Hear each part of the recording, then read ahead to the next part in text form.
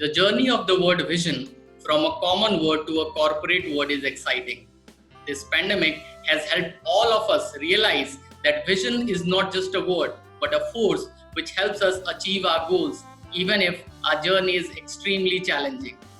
Vision to see the unseen and a strong sense of purpose to serve the masses are fundamentals for any business. These are ingredients which help shape and drive culture of any organization. With a passionate leader at helm, these features help define the character of an organization to sustain turbulence and be resilient enough to bounce back in the time of adversity. In brighter days, these organizations achieve exponential growth, helping our society and nation. Our nation is shaped by many such leaders whose dreams has helped our planet to flourish and build hope for a great future. In our growth series today, we have with us one such visionary, Mr. Om Rai, Chairman and MD of Lava International Limited, a leading Indian multinational in the mobile handset industry with its presence in 13 countries. His vision to empower people to do more and be more is so apt and vivid. Welcome to our show, Mr. Rai. Thank you, Pankaj. Thank you, and great that you are taking this, great growth series. Thank you very much. We start with our first curiosity. And as the world is going through one of the toughest crises during pandemic, how are you keeping your spirits high?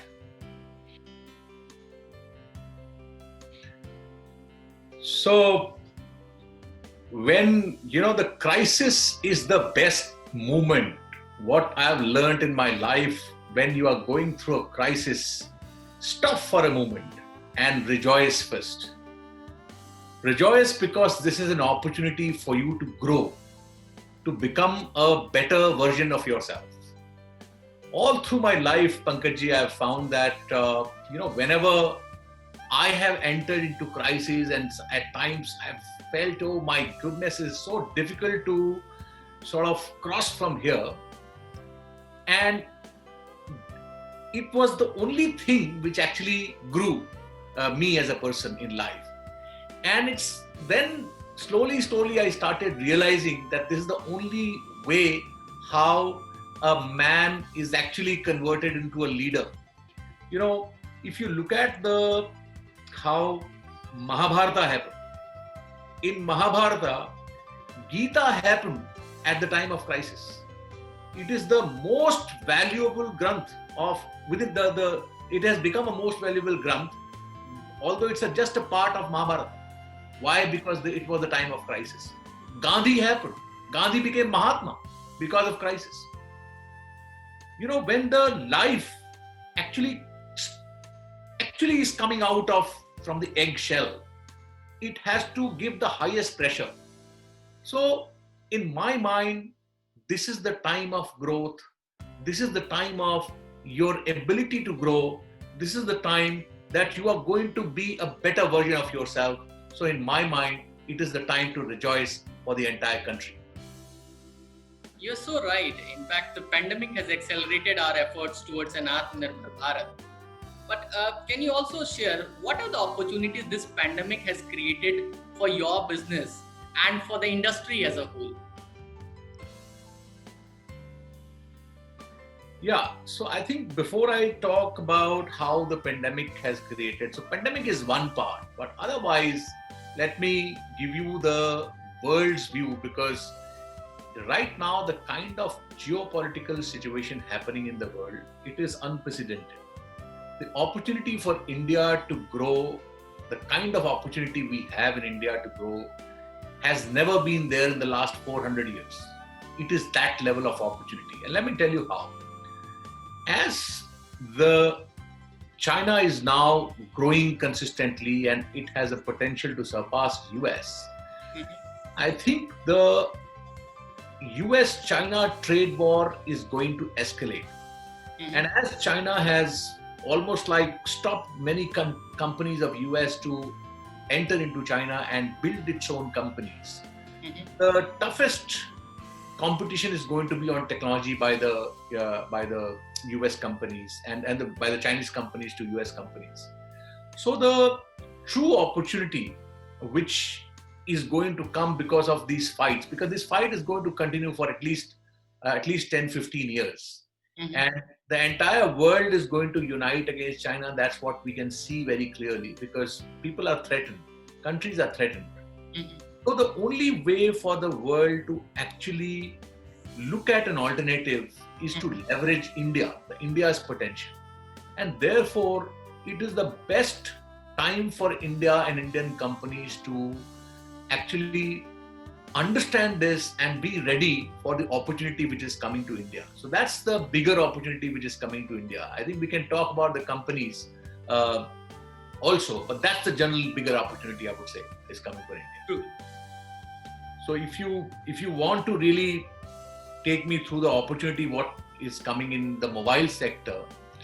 So as we realize this, that the China has grown by consistent manufacturing and become $10,000 per capita income country, and India is just 2,000, right? So what we do when you acquire skills, when you are a new country to acquire skill and having a lower per capita, then your output becomes very competitive.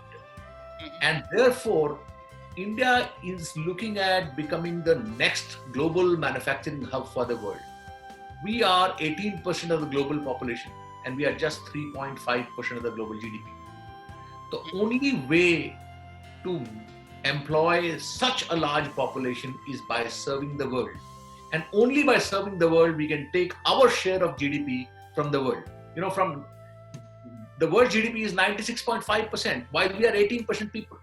To be average, we have to take our fair share from the world.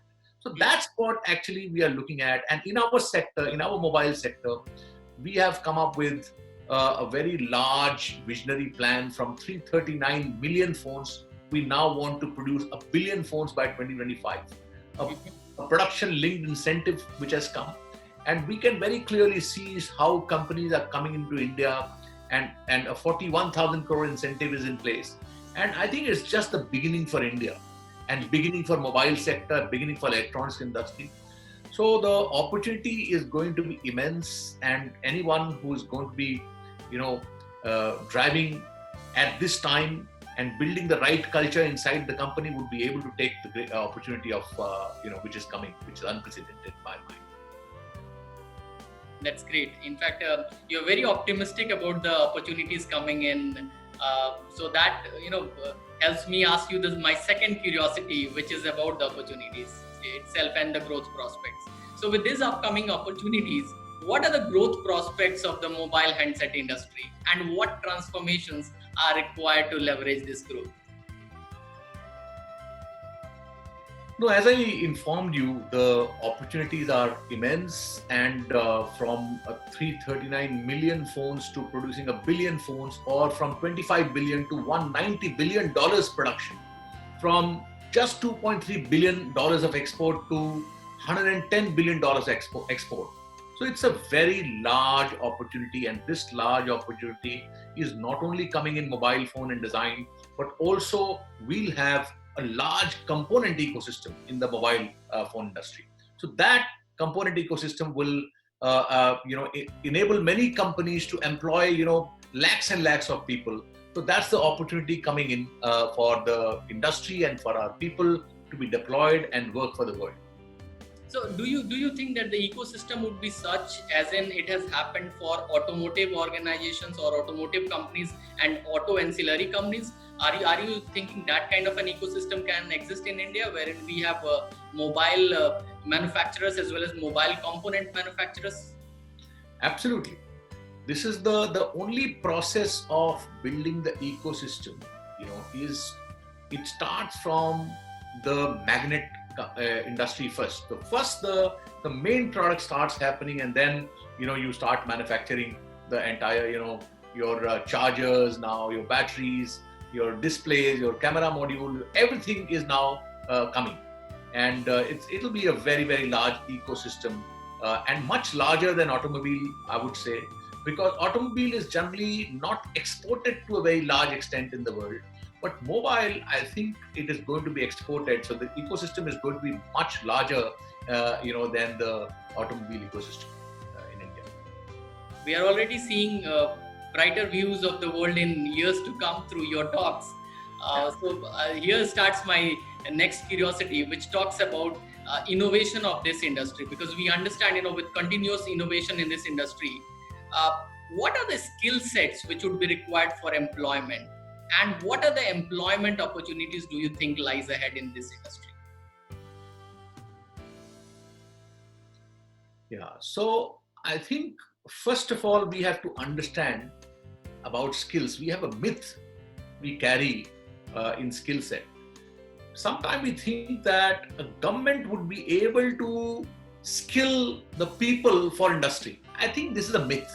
It is just not going to happen.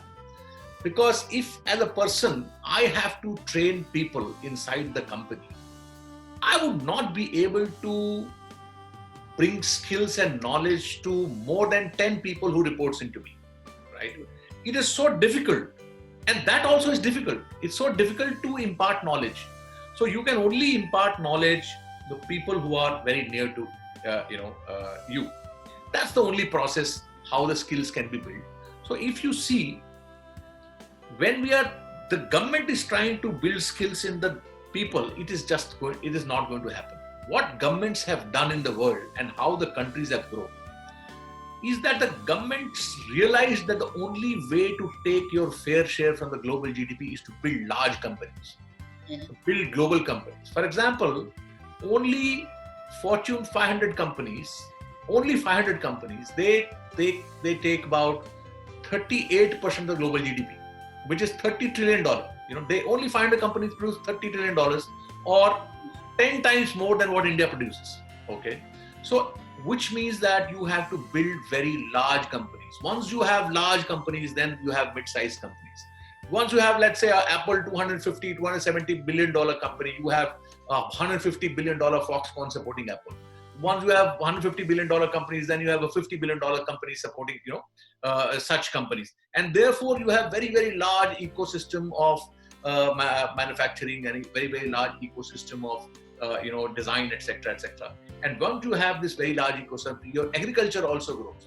So fundamentally, on the skill set side, the most important skill set, which probably the government has now realized, is to enable the companies to grow, enable very large companies to be built in India. From 7 Fortune 500 companies in India, what we need to do is to build at least 150 Fortune 500 companies, the only way to grow India and take India to the next level. So the skill set, and if you are able to build the skills inside the companies will be able to build skills for the next level of companies, the suppliers of theirs. So that's the only process. And the skill building is government means how are you enabling till the time the company is acquiring skill, how are you enabling the company to sort of pass that time. So it's like you require investment before, skill acquisition is a long-term process.